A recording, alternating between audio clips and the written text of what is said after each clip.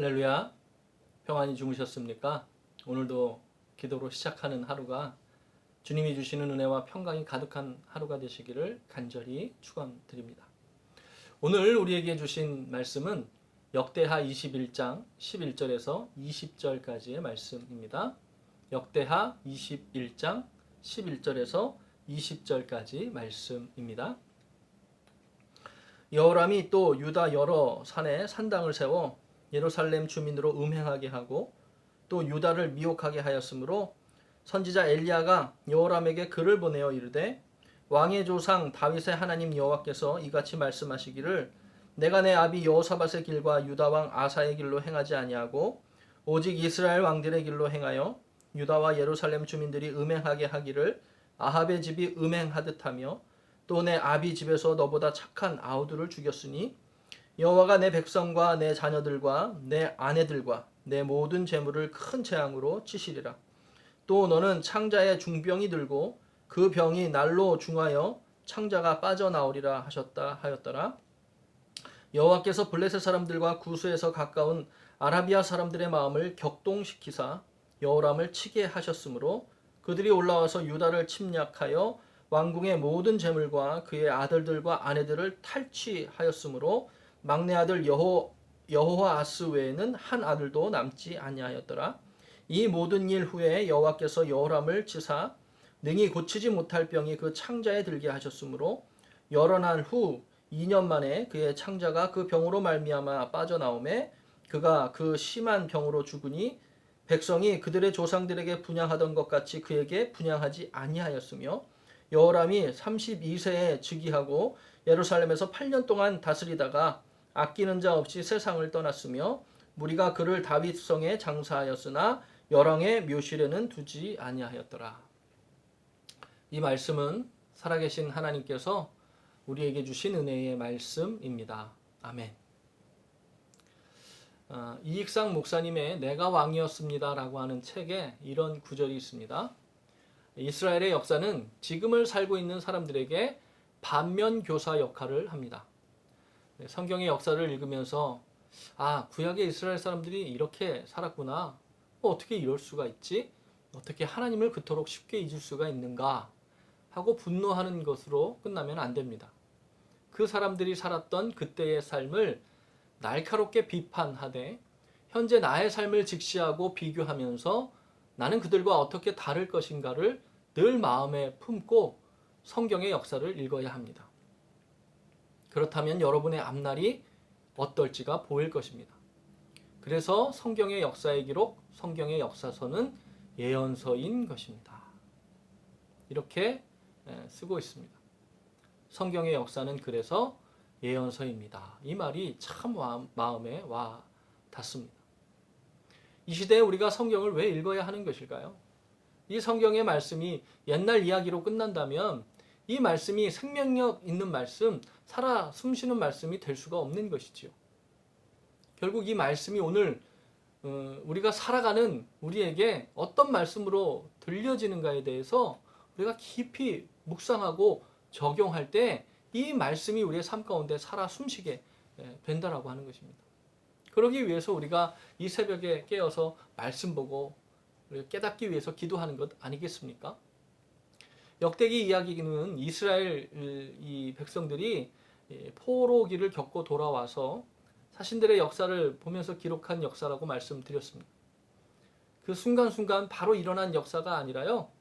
한참 시간이 흐른 뒤에 과거의 이야기를 바탕으로 우리가 우리의 삶을 재해석하면서 우리가 어떻게 살아갈 것인가 바라보기 원해서 쓴 역사가 역대기 역사다라고 하는 것입니다.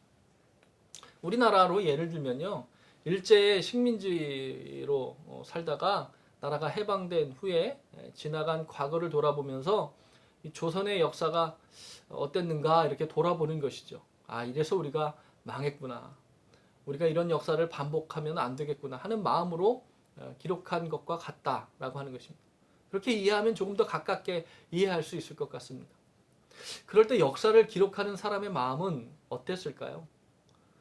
제대로 살지 못했던 아주 안타까운 선택을 하는 그런 역사를 보면서 아마 아프고 후회되는 마음이 가득했을 것입니다. 역사라고 하는 것에는요, 만약이라는 단어가 소용없다고 말합니다. 만약이라고 말할 필요가 없다라고 하는 것입니다. 왜냐하면 이미 그렇게 지나갔기 때문이죠. 그런데도 이렇게 시대의 역사를 기록하게 되면요, 야, 만약 저 상황에서, 만약 우리가 다른 선택을 했더라면, 만약 우리가 다르게 살았더라면 하고 역사를 기록하고 돌아볼 때마다 안타까움에 갖게 되는 생각이 바로 만약이라고 하는 단어가 아닐까, 그런 생각을 하게 되는 것이지요. 잘했던 모습이 있었다면, 아유, 만약 우리가 그 일을 계속 잘했으면 어땠을까, 그런 마음을 갖게 되는 것이죠. 왜 이런 말씀을 드리냐 하면요, 여호사밧의 아들 여호람의 이야기가 역대기 21장에 나오는데요, 아사왕을 비롯해서 이 여호사밧 왕 2대에 걸쳐서 세웠던 그 신앙의 아름다운 전통들이요, 한순간에 다 무너져 내리는 역사가 바로 21장에 나오기 때문이다라고 하는 것입니다. 21장에는 조금 특이한 소개를 하면서 시작을 하는데요, 2절 말씀에 보면 여호사밧의 아들 7명의 이름을 다 소개하고 있습니다. 뭐 다윗 왕과 같이 좀 이야기가 길게 전개되는 그런 왕이라면 뭐 그의 아들들이 어땠고 어떤 음모를 꾀했고 뭐 어떤 일이 있었고 하는 에피소드들이 나올 수도 있는데요, 보통은 짧게 소개되는 왕들에는요, 다른 어떤 형제들의 이름을 소개하지 않는 것이 보통이더라고 하는 것입니다. 그렇게 지나가는 경우가 많다라고 하는 것이죠. 그런데 여호람 왕에 대한 이야기를 21장 짧은 한 장에 소개하고 있는데 거기에 7 형제들의 이름을 모두 나열하고 있더라고 하는 것입니다. 왜 그랬을까요? 여기서 역대기 저자가요, 만약이라고 하는 단어를 떠올렸기 때문이다라고 하는 것입니다. 여호람이요, 장자여서 왕위를 이어받았습니다. 이 장자니까 왕위를 이어받긴 했는데 사실 이스라엘 왕조는요, 꼭 장자만이 왕위를 이어받지는 않았다라고 하는 것이죠. 그러니까 역대기 저자가 지금 여호사밧의 아들 7명 중에 만약에 다른 사람이 왕위를 이어받았으면 남유다의 역사가 좀 다르지 않았을까? 정말 아쉽다. 뭐 그런 뉘앙스로 기록하고 있었다라고 하는 것입니다. 여호사밧을 통해서 남유다는 하나님 앞에 바른 모습으로 이렇게 살아가도록 여러 가지 개혁을 합니다. 율법을 가르쳤고요, 온 백성들에게 이 중앙정부에서 사람을 파견해서 말씀을 가르쳤고, 사법개혁을 통해서 그렇게 말씀을 근거해서 재판을 하고 삶을 살아가도록 하나님 앞에서 바르게 사는 터전을 마련해 놓았다라고 하는 것입니다. 그런데 그 아들 여호람이요, 장자라는 이유로 왕위를 이어받아서는요, 그 모든 신앙의 업적들을 한순간에 무너뜨렸다라고 하는 것입니다. 그렇게 왕위를 이어받고 여호람이 제일 먼저 한 일을 보니까 그 모든 아우들과 이스라엘 방백들 중에 몇을 칼로 죽였다라고 하는 것입니다. 그 형제들이요, 이름을 거론할 만큼, 이 짧은 장에 이름을 거론할 만큼 사실은 다 괜찮은 사람이었다라고 하는 것이죠. 자신의 정권을 유지하기 위해서 이 자기의 형제들을 다 죽였다? 그렇게 말할 것입니다.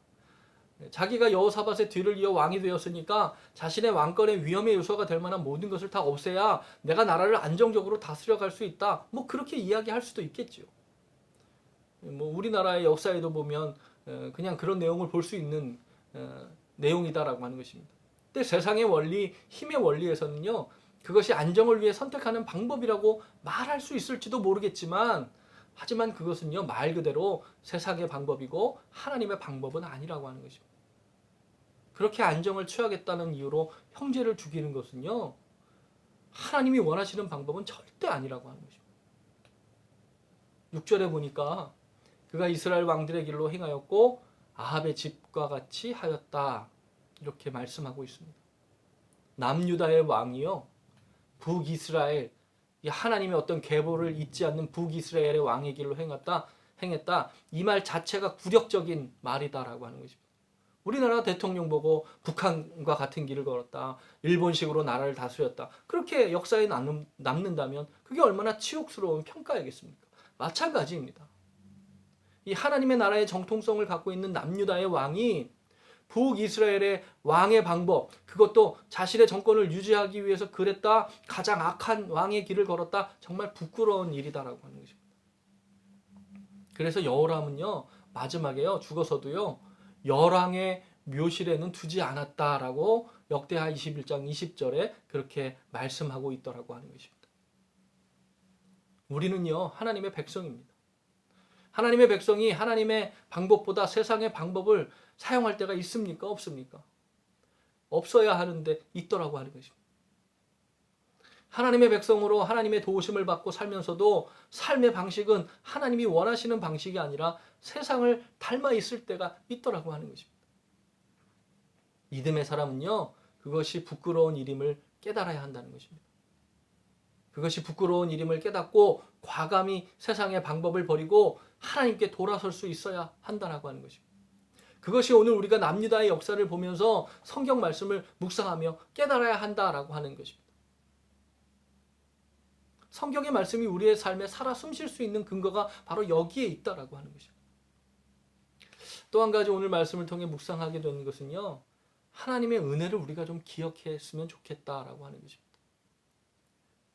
여호람이요, 이렇게 악하게 살았는데요, 그가 다윗의 후손이기 때문에 다윗의 집을 멸하지 않겠다라고 약속하신 그 말씀 때문에 하나님이 금방 멸하지 않으시더라고 하는 것입니다.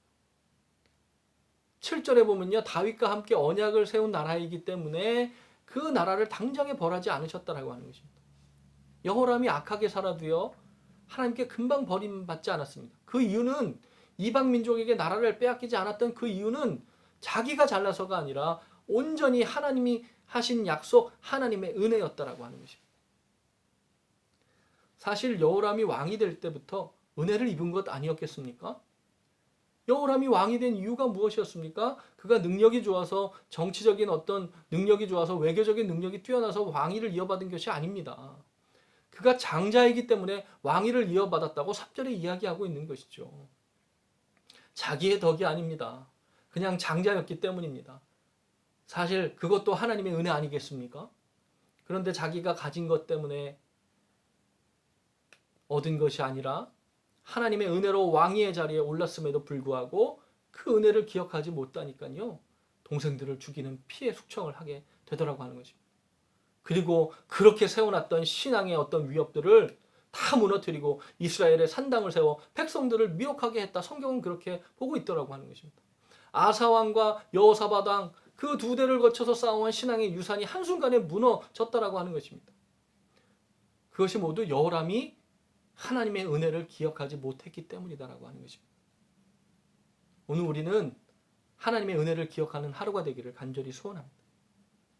내가 죄를 지었을 때 당장에 하나님이 나를 벌하시지 않는 이유는요, 하나님의 은혜 때문입니다. 그것은 하나님이 우리의 죄를 용납하셔서가 아니라 다시 기회를 주기 원하시기 때문이다라고 하는 것을, 그래서 우리를 기다려주시는 은혜다라고 하는 것을 우리가 기억해야 된다라고 하는 것입니다. 죄를 알고요, 돌아서야 합니다. 그것이 은혜답게 받는 방법이다라고 하는 것입니다. 여호람은요, 자기의 삶을 사는 동안에 회개하고 돌아설 기회를 얻습니다. 당대에 너무나 유명한 위대한 선지자 엘리야가 있었습니다. 그 엘리야가 여호람에게 하나님의 말씀을 전해줍니다. 역대하 21장 15절부터 15절, 11절부터 15절이 그 말씀인데요. 엘리야가 편지를 써서 보내면서 여호람에게 하나님의 말씀을 전해줍니다. 돌이켜야 된다고 말합니다. 회개하고 하나님 앞에 돌아오라고 말합니다. 여러분, 우리가 잘 알지만 그 내용은 하나님께서 벌하신다는 내용이었지만요, 엘리야가 보낸 그 편지의 진위는 무엇입니까? 우리가 너무 잘 알지만 하나님이 선지자를 통해 이렇게 너 망한다 라고 말씀하시는 이유는요, 돌이킬 기회를 주시는 것입니다. 히스기야에게 네 병이 낫지 못하겠다 이렇게 말씀하셨을 때 히스기야가 벽을 향하여 돌아서서 하나님을 바라보면서 기도했을 때 하나님은 15년의 생명을 연장시켜 주시는 분입니다. 그렇게 기회를 주시는 하나님, 엘리야를 통해서 편지를 써서 하나님의 말씀을 전해 들었는데요, 여호람은 이런 기회를 그냥 놓치고 말더라고 하는 것입니다. 하나님의 은혜에 대한 개념, 하나님의 은혜에 대한 생각, 하나님의 은혜에 대한 마음이 전혀 없었다라고 하는 것입니다. 이렇게 말씀을 들었는데도 회개하지 못하고 마지막까지 부르심을 듣지 못했다라고 하는 것입니다. 오늘 말씀해 보니까 여호람의 최후가 참 비참합니다. 그가 죽었을 때 아끼는 자가 없었다. 백성들이 그를 위해 분향하지 않았다라고 하는 것입니다. 안타깝고 외로운 모습이다라고 하는 것이죠. 특히 뭐 그때 당시에 좀 아끼는 사람이 있었을지 모르겠지만 역사에 이렇게 기록되고 있다는 것이 정말 가슴 아픈 일이다라고 하는 것입니다. 지금 당장 내가 악한 일을 해도 아무 일이 없는 것 같지만요. 오히려 믿음을 가진 사람은 하나님이 나를 기다려 주시는 거구나 깨달아야 된다라고 하는 것입니다. 하나님의 백성들이 어려움을 겪는 것은요. 다 하나님이 때가 있을 때 갚아주시기 때문이다. 이런 믿음의 눈이 있어야 된다라고 하는 것입니다. 하나님이 반드시 선악을 갚으시는 분이다라고 하는 것을 우리가 말씀을 통해 깨달아야 된다라고 하는 것입니다. 그리고 무엇보다 우리의 삶에 지금도 하나님의 은혜가 있음을 항상 기억하기 위해서 우리가 기도할 수 있어야 된다라고 하는 것입니다. 이 말씀을 맺겠습니다. 오늘 우리에게 들려주신 성경의 역사의 이야기가 오늘 우리가 어떻게 믿음의 사람으로 살아갈 것인가를 바라보게 하는 그런 말씀의 시간이 되시기를 간절히 축원합니다. 기도로 우리가 쌓았던 신앙의 업적들이요 무너지지 않고 견고하게 서시는 하루가 되시기를 축복합니다. 그러기 위해서는요 우리가 하나님의 은혜를 기억해야 됩니다. 오늘 우리가 살아갈 힘을 그 하나님의 은혜를 기억함으로 얻어야 된다라고 하는 것입니다. 지금도 우리에게 하나님의 은혜가 충만하다라고 하는 것을 우리가 바라볼 수 있어야 된다라고 하는 것입니다. 내가 지금까지 서 있는 것은 주의 은혜라. 내가 이 자리에 서 있는 것은 주의 은혜라. 이런 찬양의 가사가요. 우리 중심에서 드려지는 고백이 되는 그런 귀하고 복된 하루가 되시기를 다시 한번 주님의 이름으로 축원을 드립니다. 잠깐 기도하시겠습니다. 사랑의 하나님 감사합니다. 오늘 내가 지금까지 지내온 모든 것이 하나님의 은혜임을 고백하기를 간절히 소원합니다. 내가 비록 하나님을 바라보지 못할 때에도 나를 용서하시고 기다려주시고 또 하나님과 함께 하는데 어려움이 있다 할지라도 모든 것을 선하게 이끌어 주시려고 우리와 동행하시는 하나님, 그런 하나님을 믿음의 눈으로 바라볼 수 있는 시간 되기를 간절히 소원합니다. 내가 이 자리에 서 있는 것이 하나님의 은혜임을 고백하는 하루 되게 하시고 내가 하나님과 동행하며 내가 오늘 하루도 믿음의 사람답게 살아갈 수 있는 그 말씀이 우리의 삶 속에 살아 숨쉬는 하루가 될 수 있도록 축복하여 주시옵소서. 우리 사랑하는 성도님들의 삶 속에 말씀의 능력이 나타나게 하여 주시옵고 우리 사랑하는 성도님들의 삶 속에 말씀의 그런 귀한 은혜가 넘쳐나게 하여 주시옵고 하나님과 동행함으로 승리하는 믿음으로 승리하는 하루가 될 수 있도록 축복하여 주시옵소서. 주님께서 우리 가운데 함께하여 주실 줄로 믿사오며 이 모든 말씀 존귀하신 우리 구주 예수 그리스도 이름으로 간절히 기도하옵나이다. 아멘. 할렐루야. 오늘도 하나님과 동행하시고 믿음으로 승리하는 귀한 하루가 되시기를 간절히 바랍니다. 내일은 거룩한 주일입니다. 주일 예배를 준비하는 손길과 현장 예배, 온라인 예배, 또 파킹란 예배, 모든 예배에 하나님의 충만하신 임재가 있을 수 있도록 우리 함께 기도하면 좋겠습니다. 이 시간 우리 함께 기도하시겠습니다.